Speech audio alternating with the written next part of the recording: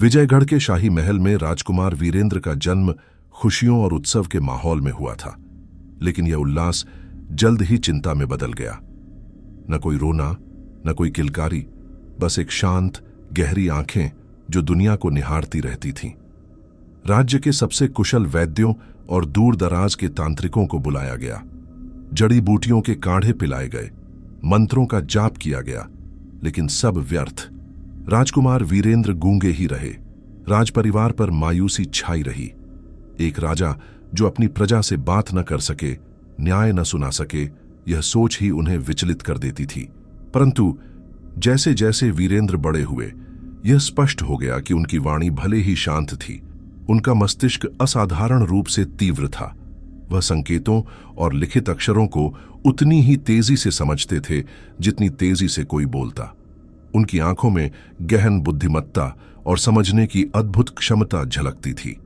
उन्होंने मौन की अपनी दुनिया में संवाद के नए तरीके खोज लिए थे। वीरेंद्र घंटों पुस्तकालय में बिताते, इतिहास, रणनीति, दर्शन और न्याय के ग्रंथों में खोए रहते। उनके गुरुओं और दीवान राघव, जो उस समय भी युवा थे, ने राजकुमार की असाधारण ग्रहणशीलता और ज्ञान की प्यास को पहचाना। यह उनकी किशोरावस्था का समय था, जब उनके माता पिता ने उन्हें उस भयानक प्राचीन श्राप का रहस्य बताया जिसने सदियों से उनके वंश को बांध रखा था। यह श्राप 500 साल पहले महाराजा विक्रमदेव के समय में पड़ा था। विक्रमदेव ने अपने अहंकार में देववन की संरक्षक वन देवी का अपमान किया था, उनके पवित्र पेड़ों को कटवा दिया था।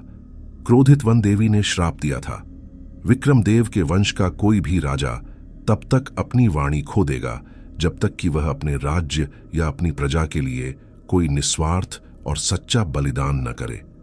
यदि वह बिना ऐसे बलिदान के बोलने का प्रयास करेगा तो उसके राज्य पर आपदाओं का पहाड़ टूट पड़ेगा। श्राप तुरंत सक्रिय हो गया और विक्रमदेव की वाणी चली गई, जिसके बाद राज्य में अकाल और हमले हुए।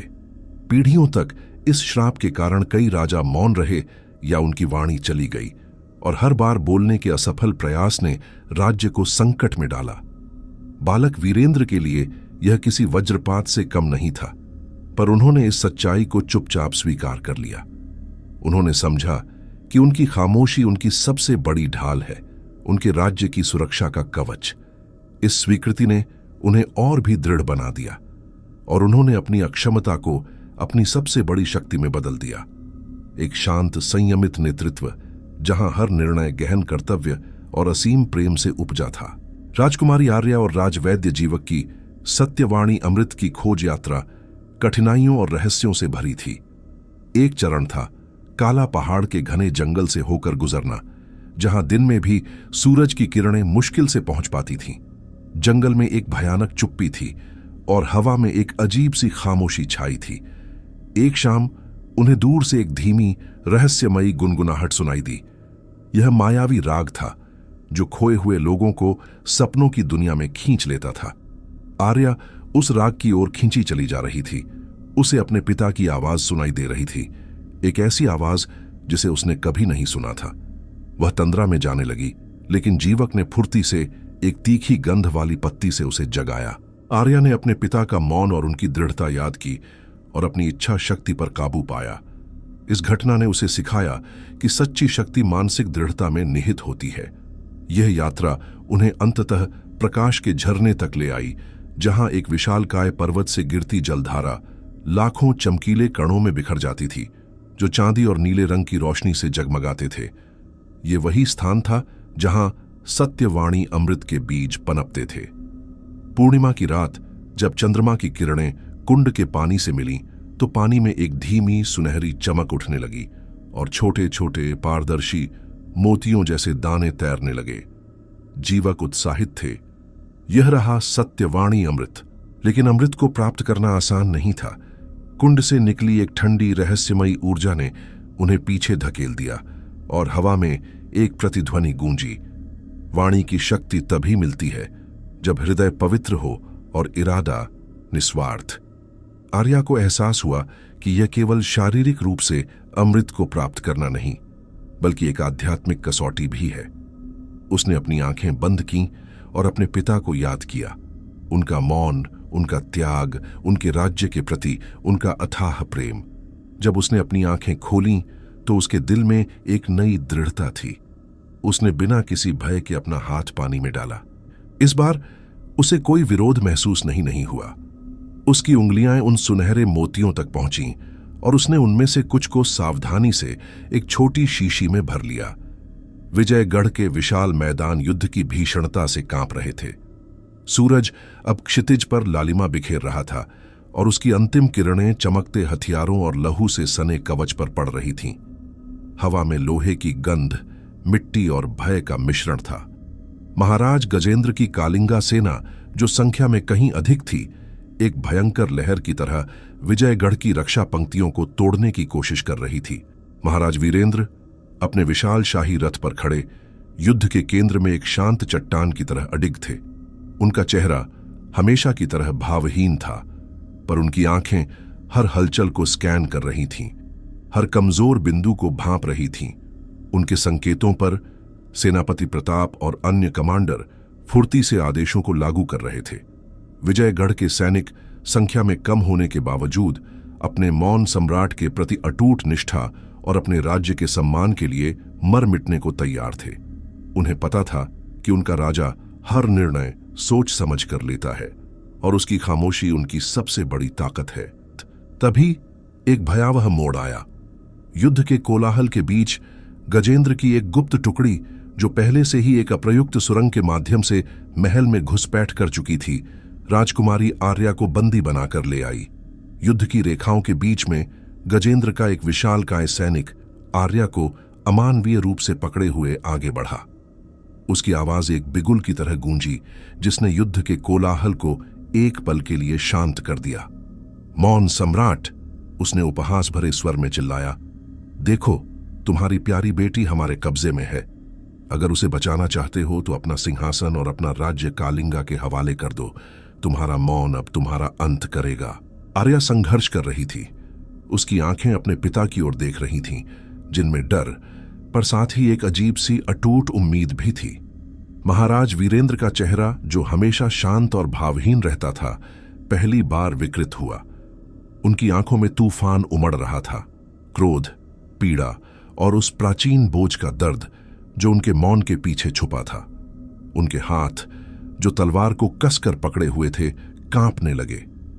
दीवान राघव, जो उनके पास खड़े थे, ने राजा की आंखों में एक ऐसी पीड़ा देखी जो उन्होंने पहले कभी नहीं देखी थी।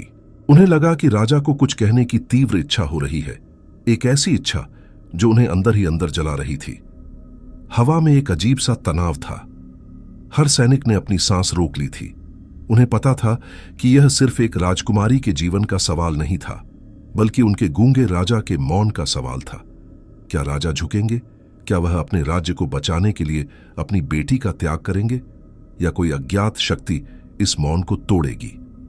उस पल में पूरा विजयगढ़ और कालिंगा का भाग्य महाराज वीरेंद्र के एक अनकहे निर्णय पर टिका था।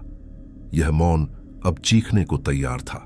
इस भयानक क्षण में, जब अपनी बेटी का जीवन खतरे में होता है, राजा वीरेंद्र की आंखों में एक अजीब चमक आती है।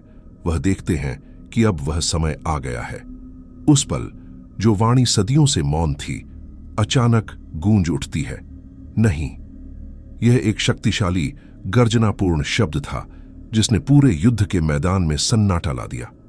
राजा ने अपनी बेटी को बचाने के लिए सिंहासन छोड़ने से इनकार कर दिया और अपना सबसे बड़ा राज उजागर किया। राजा वीरेंद्र ने घोषणा की कि उनका मौन एक प्राचीन श्राप का परिणाम था जो उनके पूर्वजों पर पड़ा था।